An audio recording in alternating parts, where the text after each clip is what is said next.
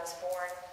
You see, when I was born, the doctor had to use forceps to yank me out, and this left my skull black and blue and misshapen for days.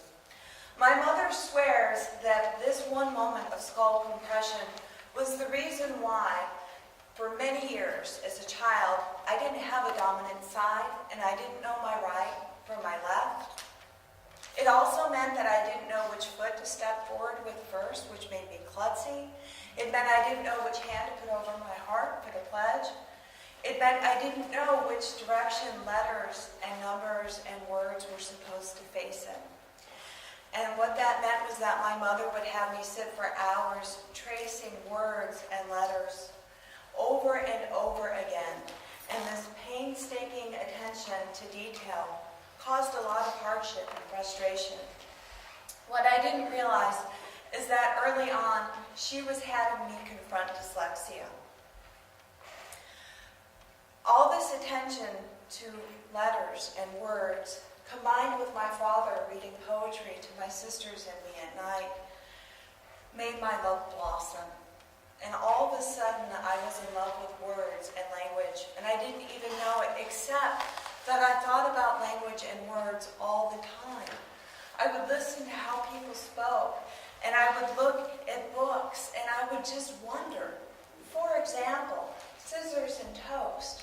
My grandmother's best friend, Hilda, she used to use the indefinite article with a plural noun, and she would ask if we could hand her a scissors or if we wanted a toast. And we didn't speak this way, and I couldn't figure it out. In third grade, I had a teacher who was so wonderful. She didn't care about bad handwriting. She just championed creativity and self-expression. And what I did in her class was I wrote my first book of poetry. I also wrote my first illustrated short story, and what I realized is that I really didn't like plot. And what I liked to do was pay attention to the arrangements of words on a line. And I have been a poet ever since.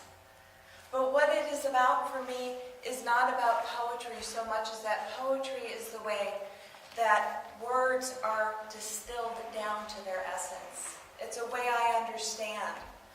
Because of my love, I can sit and be anywhere in public. I can sit in an airport, I can wait at the doctor's office, and if there are signs around me, I can play with my love. I can use my dyslexia to my advantage. I can arrange and rearrange words in my mind and actually have a good time doing it.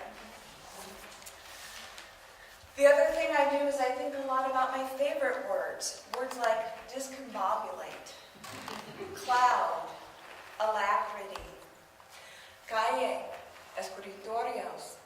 What I found was that as I learned Spanish, my love only deepened and added layers and layers to my love. I know I'm not the only one who thinks about words. I have colleagues in this room. But given that I teach English for a living, you'd think that I would talk about my love more often than I do. But I don't.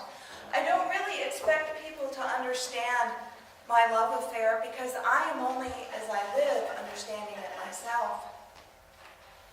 The one thing I do understand, though, was how incredibly fortunate I was to have a father who read poetry to me at night.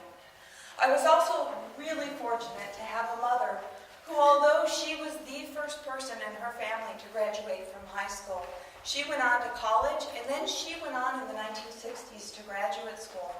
And she studied early childhood development, and she knew what dyslexia was before most educators did. And this really gave me the edge, and this also opened the gateway to my love.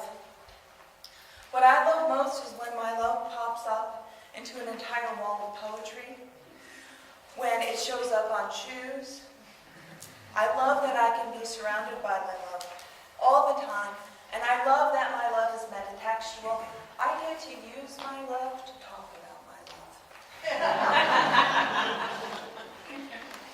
When I'm tired, letters still flip, numbers rearrange themselves.